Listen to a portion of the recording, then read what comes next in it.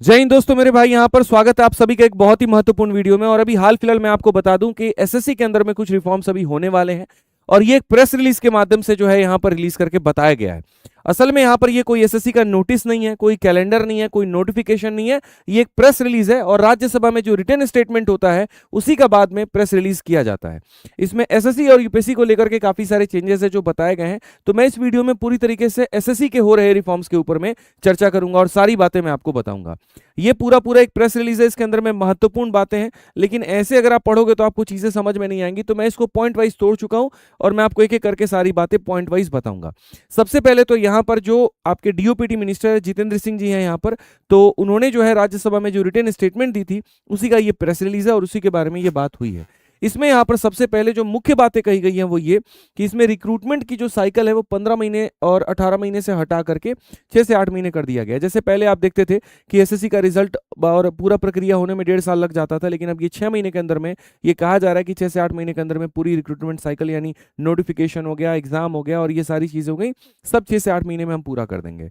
दूसरा जो exam structure है इसके अंदर में, जैसे पेपर आपके कई टीयर में होते थे उसको कम करने की बात की गई है। तो आपके मन में ये भी सवाल हो रहा होगा कि क्या सीजीएल अब टीयर 1 टीयर 2 जो 2 लेवल में होता है वो और भी कम होगा क्या? इसके ऊपर में भी मैं आपको बताऊंगा। एग्जामिनेशन मोड में कंप्यूटर बेस्ड एग्जामिनेशन के और विस्तार करने की बातें कही गई हैं, इसके ऊपर भी मैं अभी चर्चा करूंगा। डॉक्यूमेंट को लेकर के कहा गया कि सिक्योर ई डॉजियर सिस्टम बनाएंगे। तो ये किसके लिए होने वाला है? सिलेक्टेड के लिए, सभी कैंडिडेट्स के लिए, इसके ऊपर भी हम आपको बताएंगे। और बाकी वैकेंसीज और बेहतर तरीके से पूरा हो सके तो स्लाइडिंग मैकेनिज्म का फ्रेमवर्क लाने की बात की गई है, ये भी हम आपको विस्तृत रूप से बताएंगे।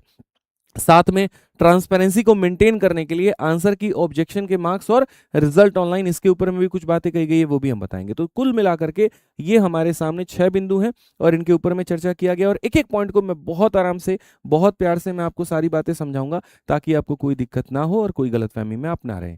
तो सबसे पहले बात किया गया रिक्रूटमेंट के प्रोसेस को लेकर के। देखिए, अगर हम बात करें 2016 को लेकर के, तो जब यही एनडीए गवर्नमेंट आई थी तो उस समय यहाँ पर ग्रुप बी और ग्रुप सी के पोस्ट में इंटरव्यू होते थे। तो आते ही मोदी गवर्नमेंट ने यहाँ पर ये काम किया कि भैया हम जो है कहीं पर इंटरव्यू सिस्टम नहीं रखेंगे और हम इंटरव्यू सिस्टम हटाएंगे। उस समय एसएससी का पेपर जो है वो 3-3 4-4 स्टेज में होता था। जब इंटरव्यू उसके बाद में हट गया तब उसके बाद में टीयर 1 हो गया, फिर मेंस हो गया, फिर डिस्क्रिप्टिव हो गया, 3 पालियों में पेपर होते थे। फिर उसके बाद में इन्होंने डिस्क्रिप्टिव को भी पूरी तरीके से हटा दिया।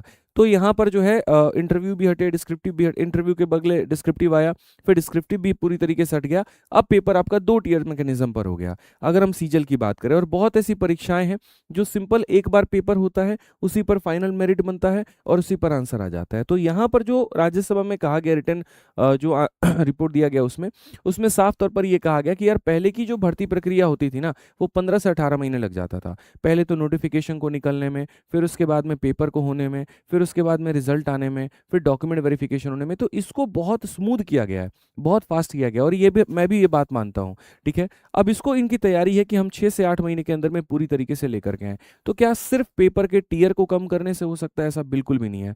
एक एक करके मैं आपको तोड़ करके सारी बातें बताऊंगा। तो यहाँ पर ये 6 से 8 महीने के अंदर में कैसे हो सकता है पूरी रिक्रूटमेंट की साइकिल? तो इसके लिए इन्होंने कहा कि जो एग्जामिनेशन के स्टेजेस हैं वो जरूरत पड़ेगी तो हम कम करेंगे इसको। और ऐसा नहीं है कि सारे एग्जाम्स में एक ही फॉर्मूला लगेगा, नहीं, वो पेपर के ऊपर में डिपेंड करता है। अगर सीजीएल बड़ा पेपर है तो हो सकता है उसमें 2 टीयर हों और बाकी जो छोटे पेपर्स हैं हो सकता है कि उसमें सिंगल टीयर सिस्टम से ही हम इसको कर पाएं। तो टीयर के कम होने से क्या होता है कि जो समय है मेरे भाई यहाँ पर वो थोड़ा सा कम हो जाता है और कम हो जाता है, जो रिक्रूटमेंट साइकिल है वो जल्दी हो जाती है। पहली बात तो ये। दूसरी बात, पहले डॉक्यूमेंट वेरिफिकेशन खुद एसएससी करती थी, फिर उसके बाद में जब डिपार्टमेंट में जानते थे तो वो करते थे। ये एक बहुत कॉम्प्लेक्स प्रोसेस होता था। तो इसको उन्होंने यहाँ पर क्या किया कि अब आपका जो डॉक्यूमेंट वेरिफिकेशन होगा वो डिपार्टमेंट करेगी। अब डिपार्टमेंट में भी समस्या ये आ रही है कि फिजिकली अगर आप उनको डॉक्यूमेंट भेजते हैं, जैसे कि अगर आप देखेंगे सिलेक्शन पोस्ट के केस में तो उसमें समय ज़्यादा लग जाता है। तो उसके लिए यहाँ पर इन लोगों ने क्या किया है कि ई डोजियर सिस्टम इन्होंने बनाया है। यहाँ पर इन्होंने ये कहा कि सिलेक्टेड कैंडिडेट्स के डॉक्यूमेंट को डिजिटली और सिक्योरली संबंधित डिपार्टमेंट तक भेजने के लिए ई डोजियर सिस्टम लागू किया गया है। फिजिकल फाइल्स पर इससे निर्भरता कम होगी कि एक फाइल को ढो करके वहां लेके जा रहे, रास्ते में कहीं अटक गया, कहीं पर गुम हो जाए, कोई ऐसी समस्या ना हो। जैसे आप यहाँ पर एक आपको लिंक मिलेगा, उसमें आप अपने फाइल को अपलोड करो और उसी से वेरिफिकेशन जो है दूसरी डिपार्टमेंट वहाँ पर कर लेगी। इससे डॉक्यूमेंट खोने का या टेम्परिंग का रिस्क कम होगा और कम्युनिकेशन जो रहेंगे वो आसान से होंगे। अगर एक डिपार्टमेंट के अंदर ही 4 लोग उसको देखना चाहते हैं तो उस पर्टिकुलर लिंक से वो चारों के चारों लोग देख पाएंगे।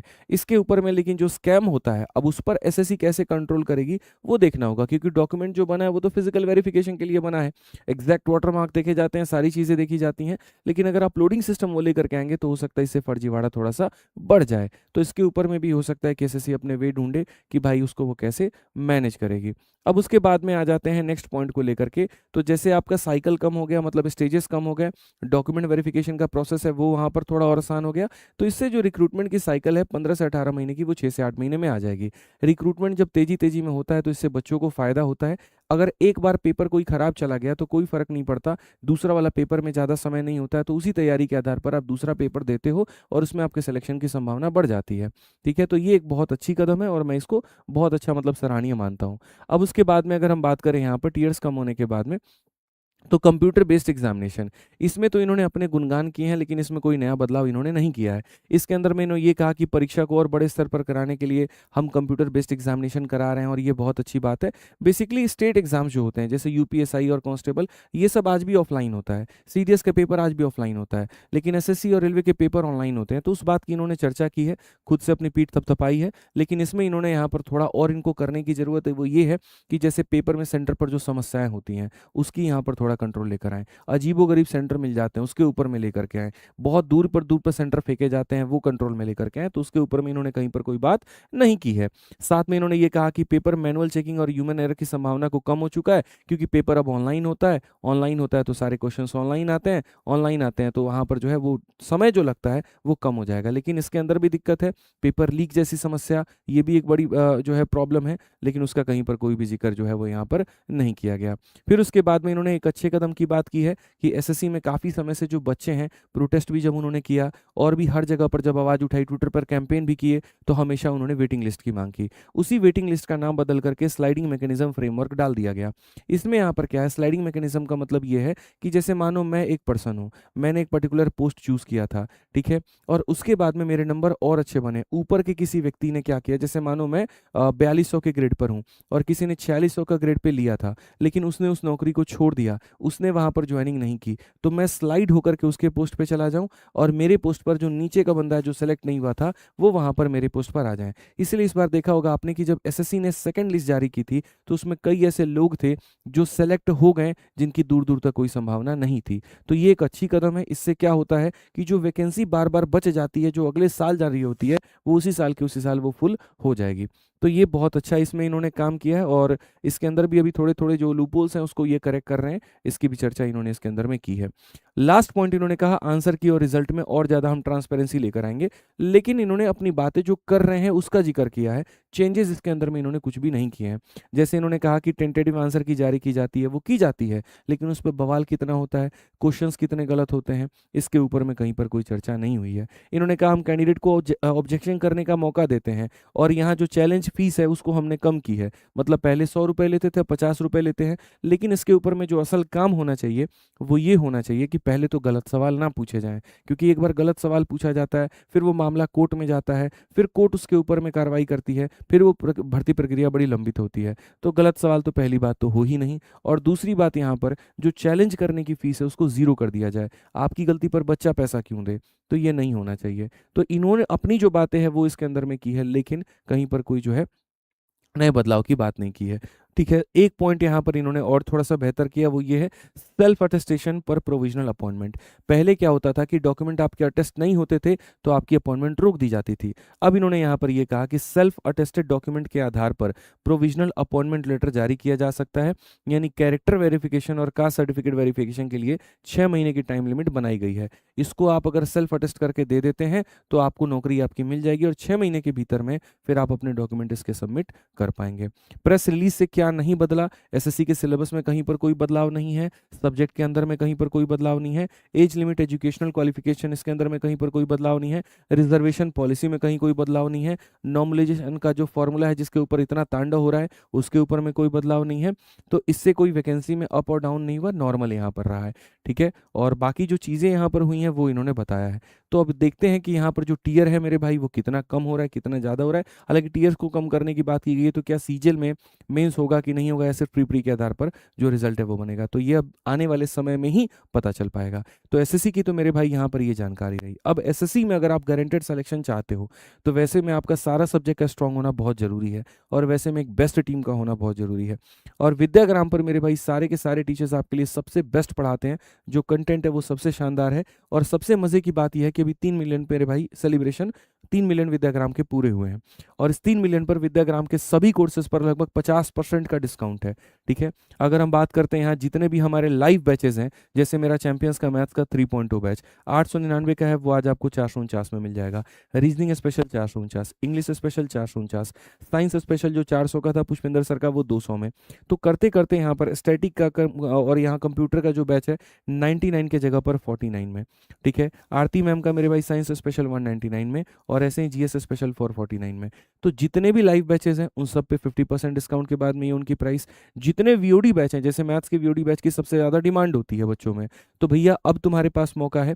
700 रुपये का लाइफ टाइम वैलिडिटी वाला बैच आपको आज रात के लिए सिर्फ 350 में मिल रहा है। ठीक है, जितने भी हमारे सामने वीओडी बैचेज हैं सारे के सारे 50 पे। ये ऑफर कब तक रहेगा? 5 अगस्त रात 12 बजे, यानी आज रात 12 बजे तक रहेगा।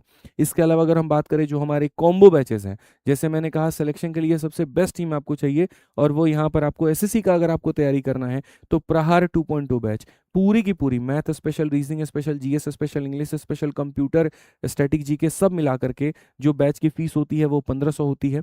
हालांकि 4500 ओरिजिनल फीस है, 1500 में इसके एडमिशन्स हो रहे होते हैं, उसमें भी 50% का डिस्काउंट आज के लिए कर दिया गया है। तो 750 में आप पूरी तरीके से कंप्लीट एसएससी की तैयारी कर पाएंगे। और रेलवे वाले भाइयों के लिए वहाँ पर पूरी संपूर्ण तैयारी मात्र 500 में हो पाएगी। इसके अलावा जो स्टेट के हमारे भाई बंधु हैं जो स्टेट की तैयारी यहाँ पर कर रहे हैं, जैसे कि अगर हम बात करें यहाँ पर यूपी कांस्टेबल का, तो उसका नाम है मिशन वर्दी बैच, जो मात्र आपको मिलता है 299 में। ऐसे ही अगर आप देखेंगे यूपीएसआई का मिशन दरोगा जी बैच मात्र आज के लिए 299 में। जीडी के लिए मेरे भाई यहाँ पर जो है भारत बैच मात्र 299 में, और अगर यूपीएसआई और यूपी कांस्टेबल का कॉम्बो लेंगे तो मात्र 599 में। तो ये बहुत बढ़िया ऑफर है। जाइए, जाकर के विद्याग्राम एप्लीकेशन डाउनलोड करिए और वहाँ से आप अपनी एनरोलमेंट ले सकते हैं। किसी प्रकार की इंक्वायरी करनी है तो ये वो नंबर, इस पर फ़ोन करके आप बात कर सकते हैं। तो ये थी बच्चों संपूर्ण जानकारी। चैनल को सब्सक्राइब कर लीजिए, कोई भी ऐसा अपडेट आएगा तो हम आपको सबसे पहले बताएंगे और सटीक बताएंगे। बहुत बहुत धन्यवाद। जय हिंद।